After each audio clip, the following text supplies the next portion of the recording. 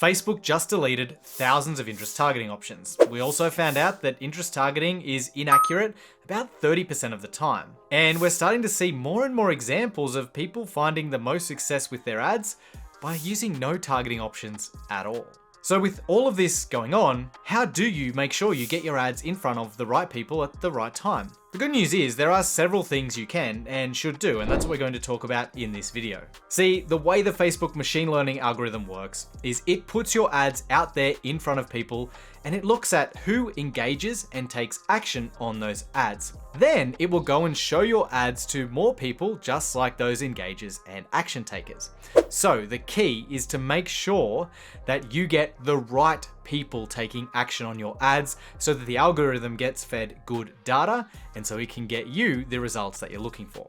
The first way you can make sure you do that is by creating ads that speak specifically to your target audience. What do I mean by that? Well, rather than writing generic ad copy that speaks to everyone or to a really broad audience, make sure you're writing copy that just speaks to your specific target. Take a look at this example, and I'm not saying this is a bad ad, but what you'll notice about this ad when you read the headline and the opening few lines of the copy is that it's very broad. The famous 3-lane marketing method could be for marketing any type of business. It could be for e-commerce, courses, coaching, or anything else you can think of. Now, one way you can make this more specific really quickly, and it's kind of obvious, is to call your target audience out directly. So instead of just saying the famous 3-lane marketing method, you could say the famous 3-lane marketing method for online course creators, or the famous 3-lane marketing method for coaches. What it comes down to is it's about the who. So who do you want to target? And then name that person or call them out specifically in your ad copy. And the place to do this is the headline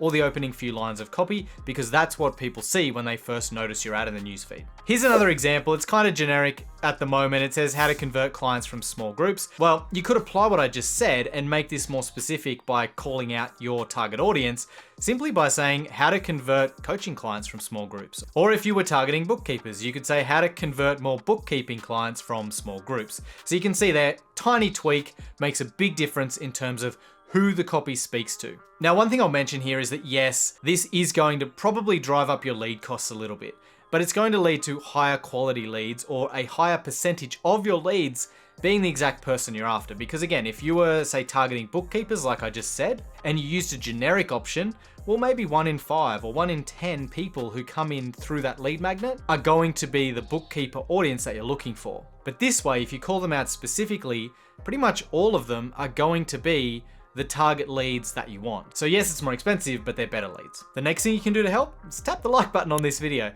That really does help this channel, helps get this video out in front of more people, and it helps tell me what type of content I should create more of. And if you do decide to do that, thanks so much. I really do appreciate it. Okay, so back to the serious stuff. The next thing you can do is use creatives that only appeal to your specific audience. So what do I mean by that? Well, most of the creatives that you see, meaning the images or the videos in the newsfeed, are quite generic. But what you can do is you can flip that around and use really specific creatives. Creatives that contain images or video that is only instantly recognizable by the person that you want to pay attention to that ad. For example, if I want to get in front of SEO experts or people who understand SEO, let's say I've got a course that teaches advanced SEO tactics and strategies.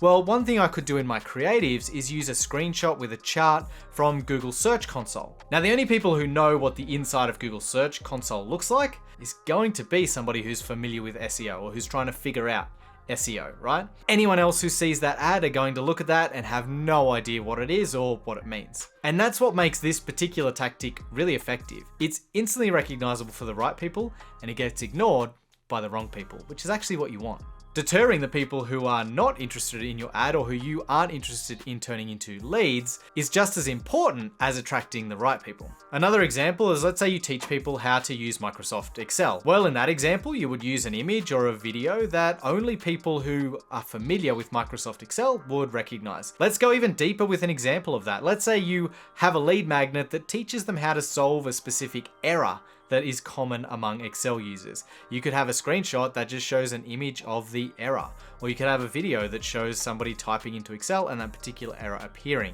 If somebody is struggling with that problem and they see that ad, of course they're going to click it because they know that it's going to help them with the exact problem they're experiencing right now.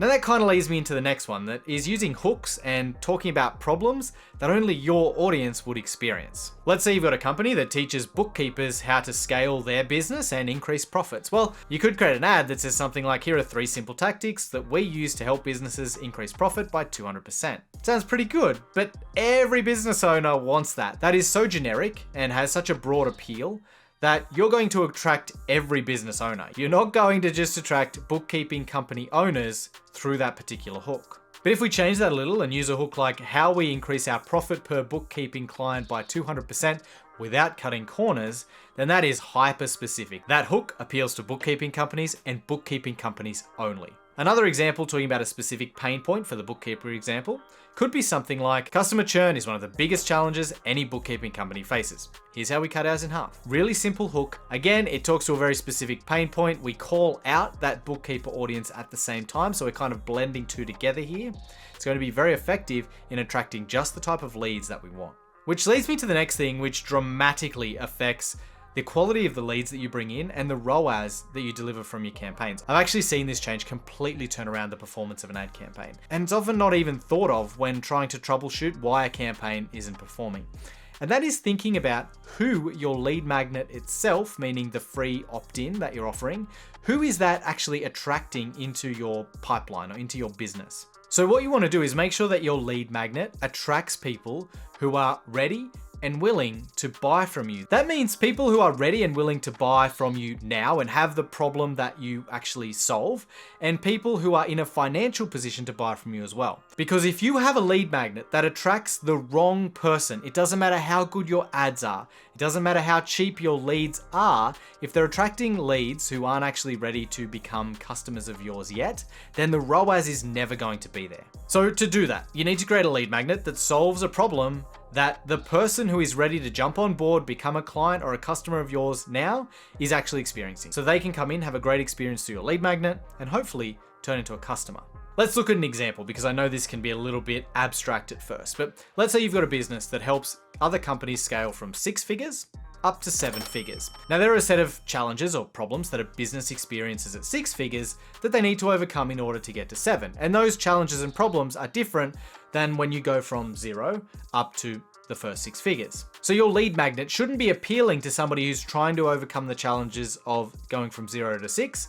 It should be appealing to the people who are trying to overcome the challenges of going from 6 figures to 7. For example, if you wanted to appeal to the 6-figure business owners to help them get to 7, you might offer them a lead magnet that teaches them how to hire for key management positions. Or maybe an automation guide to automate certain time-consuming repetitive tasks that happen once you hit a certain scale. Now, both of these are real problems that a 6-figure business owner will have, but anyone who's got a smaller business will not be experiencing. If they're earning $20,000 a year, they're not going to be looking to hire management positions. They're going to be running everything, and so a hiring guide for managers isn't going to appeal to them, and that's a good thing. Now, what you don't want to do is have a lead magnet that's something like how to get your first clients or how to get your first 5,000 followers on Instagram, because that's going to appeal to all of those newer business owners. And while there's nothing wrong with those business owners, they're not who you are trying to attract. And so generating leads based on a lead magnet like that is going to bring you a bunch of leads, and they might be low cost leads, but none of them are going to turn into customers, which is at the end of the day, the whole purpose of running your Facebook and Instagram ad campaign, right? Now, when it comes to actually targeting, like setting up an ad set, you're probably still wondering, how should I do that? The 3 things that I will tell you are, broad interest targeting is number 1.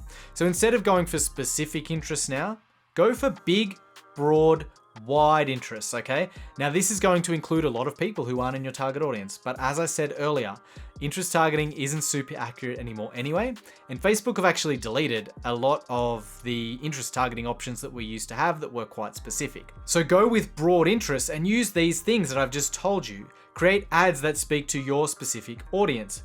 Make sure you're using hooks and talking about problems that your audience experiences, and make sure you're creating lead magnets themselves that actually appeal to this specific customer that you want to acquire. In terms of lookalike audiences, go for bigger, broader lookalikes as well. So I'm tending to find that 5% lookalikes and above are outperforming the smaller 1% to 2% lookalike audiences. And then the third thing to try is open targeting, meaning you don't target any interests or any custom audiences. You simply target the countries that you want, maybe the age bracket that you want and the gender, And that's about it. You leave everything else open and then use these things I've just talked to you about in this video to do the targeting for you. Now, when it comes to setting up your ads, if you want to avoid the biggest mistakes that I'm seeing right now that are costing advertisers a lot of time and a lot of money, make sure you check out this video next. Thanks for watching, and I'll see you in the next one. Bye.